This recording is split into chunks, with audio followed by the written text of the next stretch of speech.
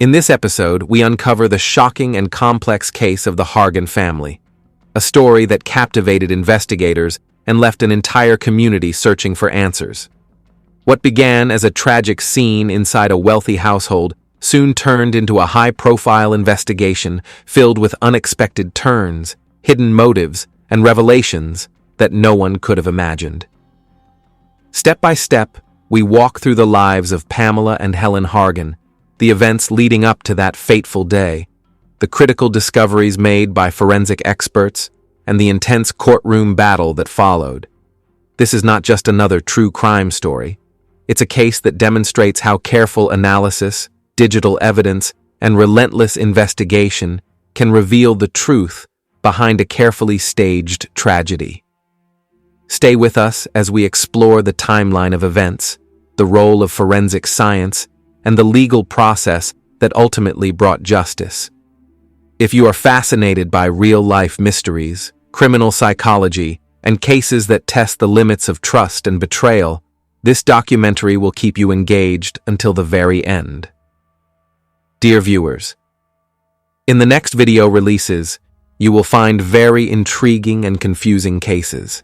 And in order not to miss them, be sure to subscribe to the channel and please like the video.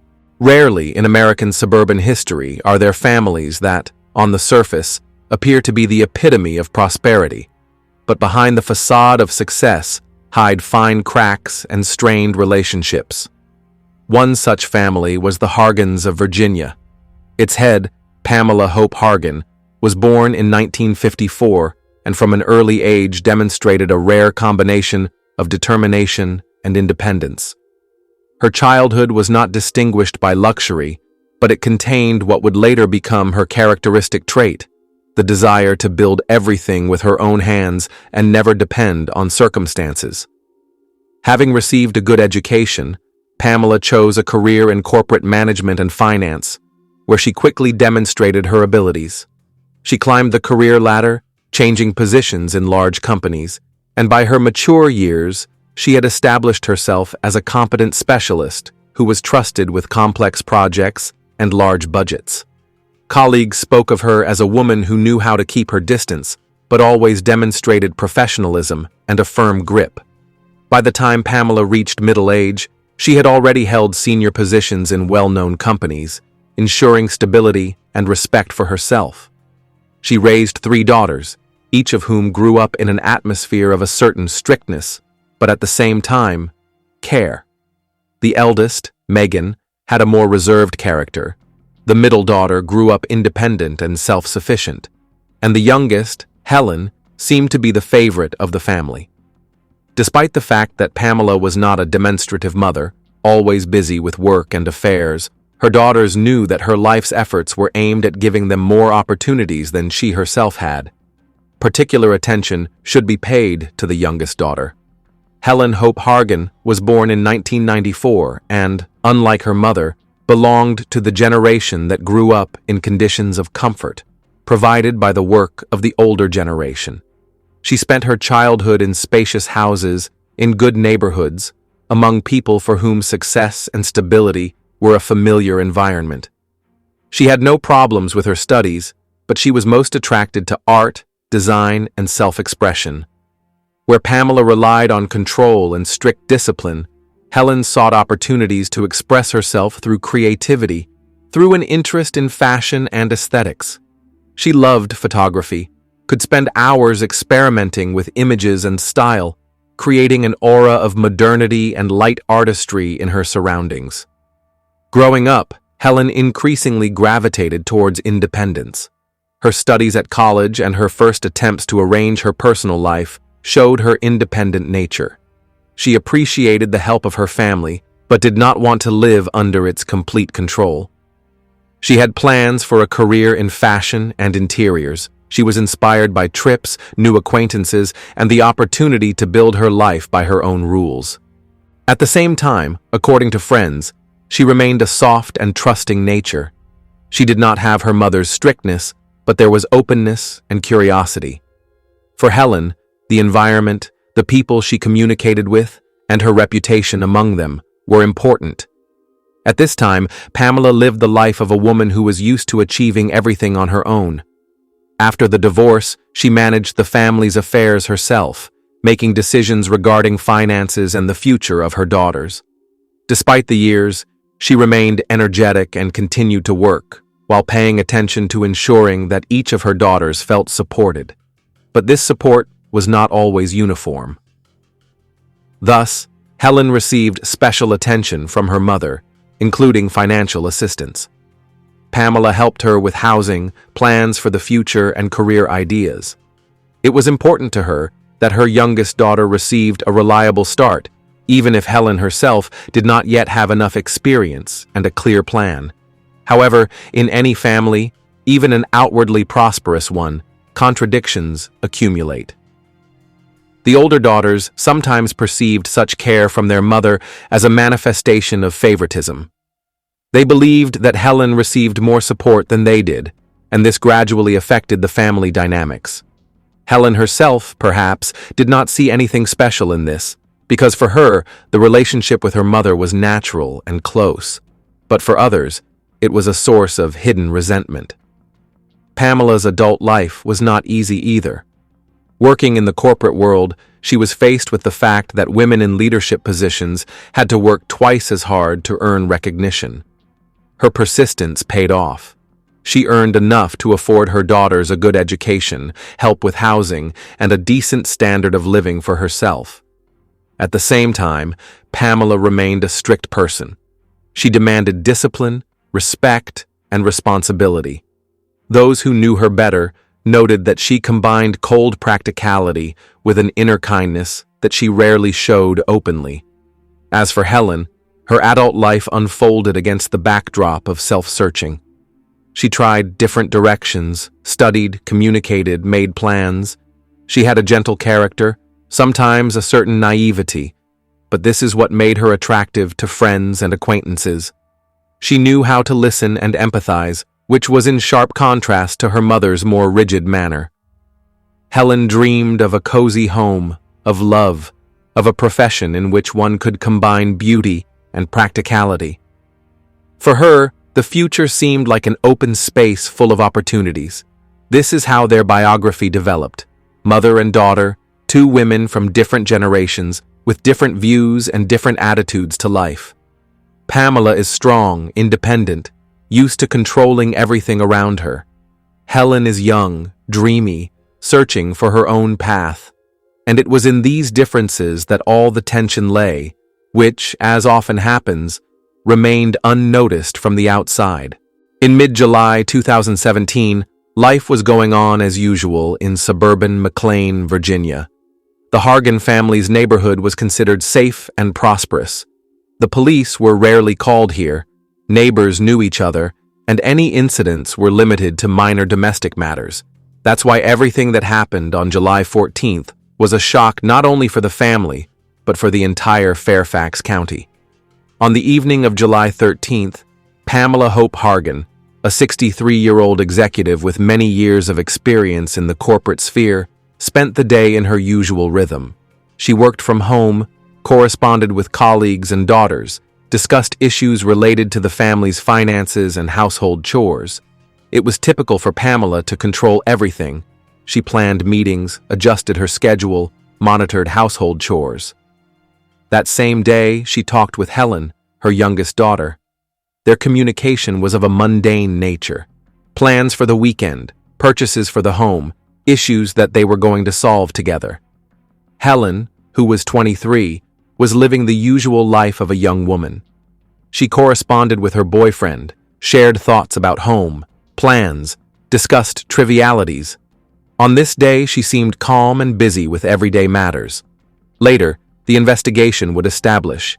In the evening and at night, Helen discussed plans for the future with her loved one, showed photographs, talked about what she was going to do the next day.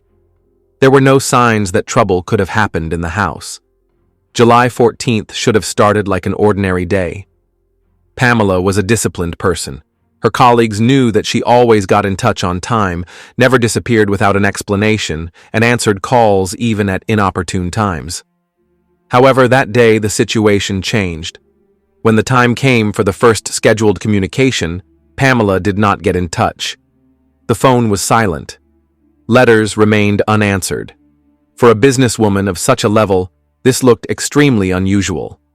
Meanwhile, Helen's boyfriend tried to get through to her. They were still communicating at the beginning of the morning, but then the connection was lost. The messages remained unread. At first, he thought she was busy or couldn't hear the phone, but the longer the silence dragged on, the more anxious he became. Several calls in a row, no response, and a loss of connection made him wary. By mid-afternoon, it became obvious that the situation was out of the ordinary. Helen's boyfriend decided to seek help. He called the police and reported that something strange might be going on in the Hargan family home. He said that he couldn't contact Helen, that her mother had also been unavailable, and that this was extremely unusual for both women. The operator on duty relayed the information to the Fairfax County Patrol Division. A police squad was dispatched to Pamela Hargan's home.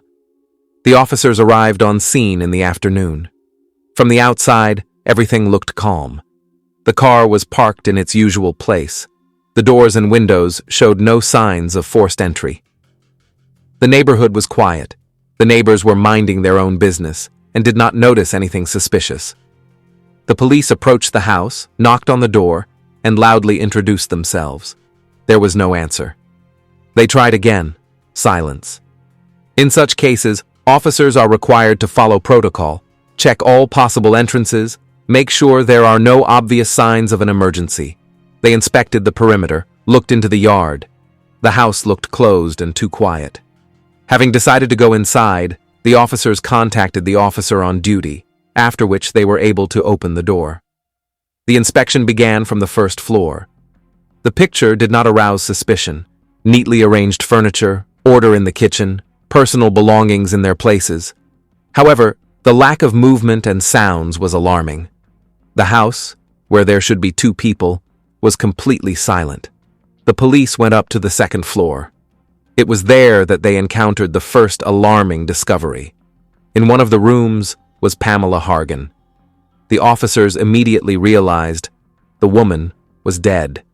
Everything looked as if death had occurred suddenly, but the officers were obliged to continue their investigation. In the next bedroom, they found Helen. The young woman was also lifeless. This was the turning point. It became clear that this was not an accident or a domestic incident. 2 bodies were found in the house. The circumstances of the deaths required an immediate investigation. The officers immediately called for backup. The area was cordoned off. Additional patrols and forensics officers drove out onto the driveway. The quiet McLean Street was filled with flashing lights and short radio conversations. Neighbors came out into the street, watching what was happening, not understanding what exactly had happened. To them, the Hargans' house had looked completely calm the day before, but now it had become the center of a police operation. The radio reports were clear.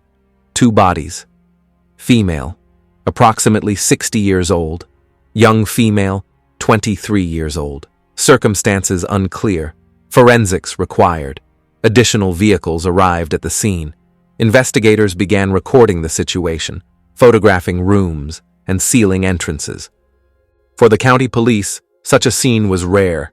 2 deaths in one house in a prosperous area required immediate and maximum care. By the evening of that day, Pamela Hargan's house had become a closed zone. Tapes with the inscription, "Police line do not cross," blocked access. Officers were on duty at the entrance, recording everything that was happening. The police reports included the official wording, "2 bodies were found in a residential building. Investigative actions are underway." Details were not yet disclosed, but a whole team of specialists was already working inside the building. Thus ended what should have been a normal Friday for the family.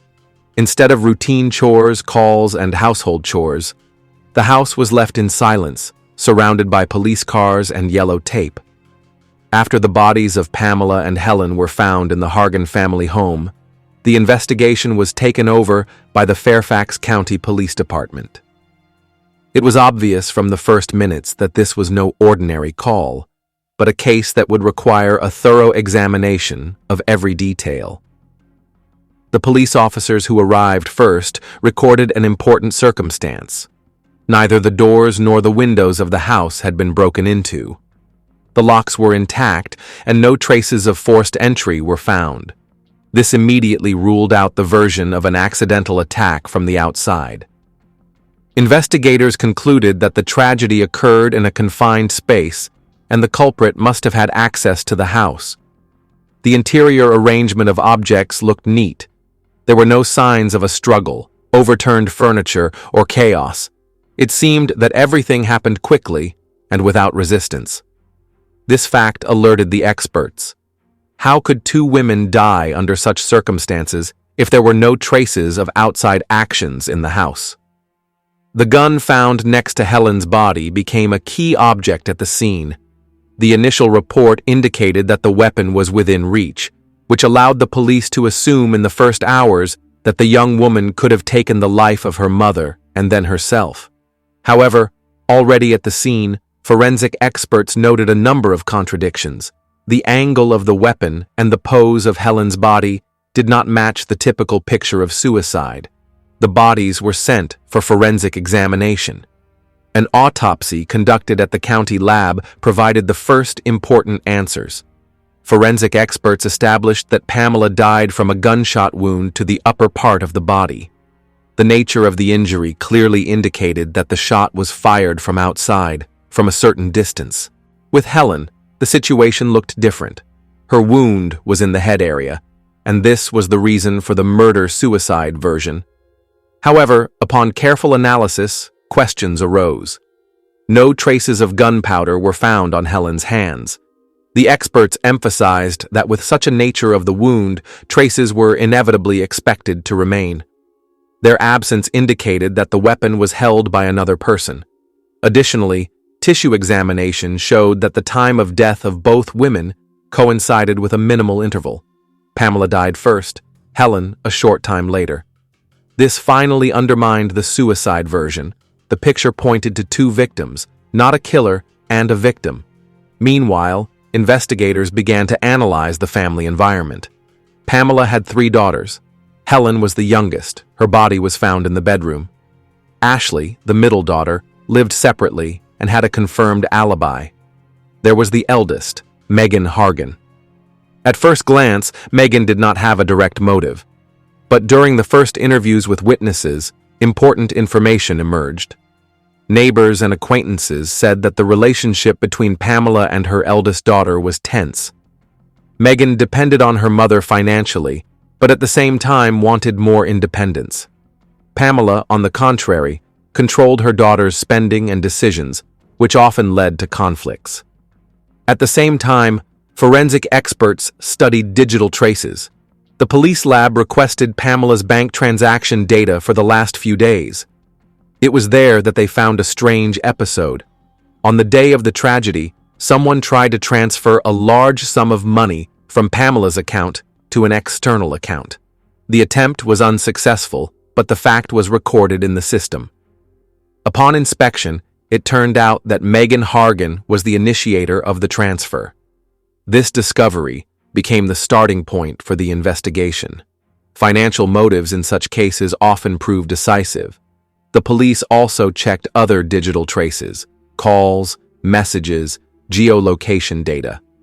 Megan's phone was recorded in the area of her mother's house exactly at the time of the murder.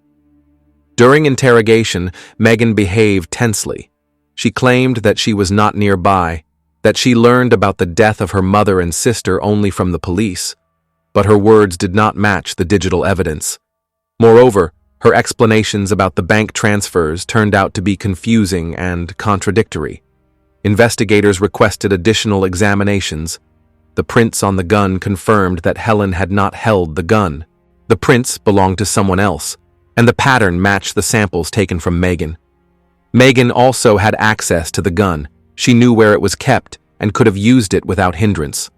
All of this gradually came together to form a complete picture. Investigators realized that the scene in the house had been staged. The real goal was to make the murder look like a suicide. But the evidence, forensics, bank transactions, prints, digital traces, pointed to something else. By the end of the first year of the investigation, there was little doubt. The unknown assailant was not a stranger, but a close relative. And the name of that relative was Megan Hargan. After the first clues pointed to a setup, the investigation focused on collecting an indisputable evidence base. In such cases, mistakes are unacceptable. It was a high-profile tragedy that affected a wealthy and famous family, and the accusation against the victim's daughter required absolute precision. The key task was to confirm that Pamela and Helen did not die as a result of a domestic conflict, but as a result of a carefully planned crime. Forensic experts continued to analyze the material evidence. The county lab tested the microparticles found on Helen's clothes. They compared them with gunpowder residue. The result was unambiguous. No traces of a close-range shot were found on her hands or clothes. This finally ruled out the possibility of suicide. The story of the attempted money transfer was of particular interest. The banking system recorded several consecutive login attempts. The password was entered correctly, which indicated that the initiator knew the account data. The attempted transfer was large and seemed urgent. For the investigators, this was direct confirmation of a financial motive. The investigators also carefully worked with the psychological profile. Pamela's colleagues and acquaintances unanimously said that Helen could not have committed suicide. She made plans for the future, discussed purchases and trips with loved ones. Outside observers noted that her mood did not correspond to the version of voluntary departure from life. For the police, such testimony was important. They complemented the dry facts of the examinations and strengthened the general line. Megan's interrogations continued. Her behavior became more and more contradictory. In some testimonies, she claimed that she did not approach the house on the day of the tragedy. In others, she said that she arrived but did not go inside. Investigators noted that each new interrogation revealed new inconsistencies. To consolidate the evidence, the investigation requested an examination of Megan's computers and phones. Digital data specialists found traces of searches on her devices related to online transfers and access to bank accounts. They also found messages in which Megan complained to acquaintances about her mother's control and hinted at financial difficulties. Gradually, the picture came together. Megan had a motive. Money, she had the opportunity, access to a house and a gun, and she had actions confirmed by digital traces. All this made her the prime suspect. Now the task was to present the case in court. To do this, the district attorney required the most reliable evidence. Investigators collected witness statements, examinations, digital data, and fingerprints. Together, they formed a complete and convincing picture. After a year of work, the case materials were ready. In the fall of 2018, the Fairfax County District Attorney's Office approved charges against Megan Hargan. She was charged with double murder with aggravating circumstances and attempted wire fraud. The arrest operation took place in November 2018. Officers arrived at the house where Megan lived. They acted strictly according to protocol. They announced the intention to detain her, read her rights, and then took her to the station. The arrest took place without resistance. The news was shocking to the public. The accusation of murdering her mother and sister seemed unimaginable. The media immediately picked up on the topic. The case was discussed on local TV channels, in newspapers, and social networks. People wondered, how could such a tragic outcome occur in a wealthy and prosperous family? For investigators, the arrest was the logical result of many months of work. Evidence was collected, the motive was confirmed, the staging was exposed. Now the next stage was ahead, the trial, where Megan's fate was to be decided by a jury. The trial of Megan Hargan began with great attention from the media and the public. From the very first day of the hearing, the courtroom was filled with journalists, relatives, and members of the public. The atmosphere resembled not just a trial, but an event that could become decisive for the perception of the entire tragedy. People wanted to hear answers. How could a daughter be accused of taking the lives of her mother and sister, and what would the law say? The prosecution built its strategy on a consistent presentation of the facts. Prosecutors said that the case does not boil down to a tragic conflict within the family. This is a carefully planned crime disguised as a murder-suicide. The main motive, according to the prosecution, was money. Megan tried to transfer a large sum from her mother's bank accounts, and on the very day that Pamela and Helen were found dead, her online activities were recorded. To support their version, prosecutors presented a number of experts. The first to speak in the courtroom was a police officer who arrived at the scene on the day of the tragedy. He described the situation in detail: where the bodies were, what position the weapons were in, what first details immediately alerted the investigators. His words were accompanied by photographs and diagrams presented on the screen for the jury. The forensic experts came out next. They showed that there were no traces of gunpowder on Helen's hands, which meant that she did not shoot herself. A ballistics expert explained that the angle of the bullet and the position of the gun did not match the suicide version. The jury was shown images that showed that the crime scene had signs of being staged. The forensic experts continued to explain the sequence of events. They established that Pamela died first. Helen died shortly after. The interval between the deaths was short, but enough to exclude the option that Helen first took the life of her mother and then herself. The experts concluded that both women were victims of the same attacker. Prosecutors focused on digital evidence. Computer security specialists showed reports on logins to Pamela's bank accounts. Records of time, IP addresses, and even devices matched data belonging to Megan. In addition, multiple attempts to transfer large sums were recorded. These actions took place on the day of the tragedy, which looked like a desperate attempt to take advantage of the situation. Bank employees also testified. They said that the system recorded suspicious transactions and automatically blocked the transfer. For the jury, this was an important element. The motive for enrichment was confirmed not only by assumptions, but also by specific facts. Next, friends and acquaintances of the family came to the stand.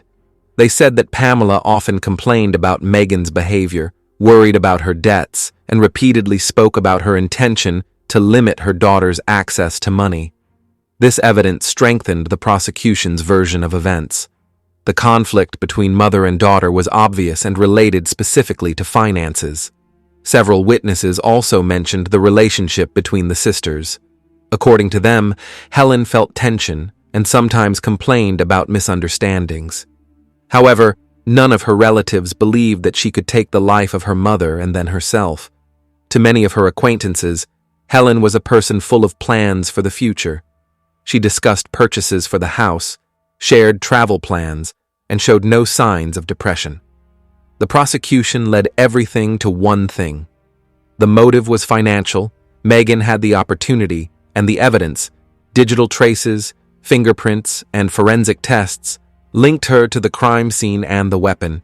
When the defense took the floor, the lawyers built a line on doubt. They said the evidence was circumstantial and there were no direct witnesses. According to them, the fact that Megan's fingerprints were on the weapon does not prove her guilt. The weapon was in the family home, and different people could have touched it. The defense tried to put forward an alternative version. Allegedly, Helen could have been the initiator of the tragedy. The lawyers insisted that the investigation did not fully prove her lack of involvement. They referred to the fact that the quarrels between the sisters were known, and Helen could have had reasons for the conflict. However, the prosecutors responded with direct facts: the absence of traces of gunpowder, the inappropriate angle of the shot, the absence of her fingerprints on the weapon. Each argument of the defense was shattered by dry expert data. The hearings lasted for several weeks. During this time, more than 50 witnesses were heard and hundreds of pages of materials were presented. The jury had to perceive a huge amount of information. They saw photographs from the crime scene, listened to technical explanations from specialists, looked at diagrams and records. An important moment was Megan's speech herself. She denied guilt, stated that she loved her family and would never have done something like this. Her words sounded emotional, but the prosecutors responded by reminding her that the charges are not based on feelings, but on a set of facts. The final arguments were the culmination of the trial. The prosecutors listed all the evidence in detail: the motive in the form of money, confirmed by digital traces; opportunity, confirmed by data on being near the house; fingerprints on the weapon; witness testimony, and forensic evidence. They emphasized that each of these links is important in itself, but together they form a single, consistent chain. The defense, however, asked the jury to remember the presumption of innocence and argued that the prosecution had failed to prove guilt beyond a reasonable doubt. When the arguments were over, the judge addressed the jury. He gave them instructions. The decision must be made solely on the basis of the evidence presented, without emotion or outside pressure. The jury deliberated for several days. According to journalists, the discussions were tense, but in the end, the jury came to a unanimous conclusion. In September 2022, the verdict was announced in the Fairfax County courtroom. The jury found Megan Hargan guilty of murdering her mother Pamela, murdering her sister Helen, and attempting to defraud bank accounts. The judge, based on the jury's decision, sentenced her to life in prison without parole. This verdict became the final point of a high-profile trial. Society received an answer. The investigation and the trial proved that the tragedy was not an accident or suicide, but a cold-blooded crime. For the family, this meant the final recognition of the facts and the establishment of justice for society, the confidence that even carefully prepared stagings cannot hide the truth from the law.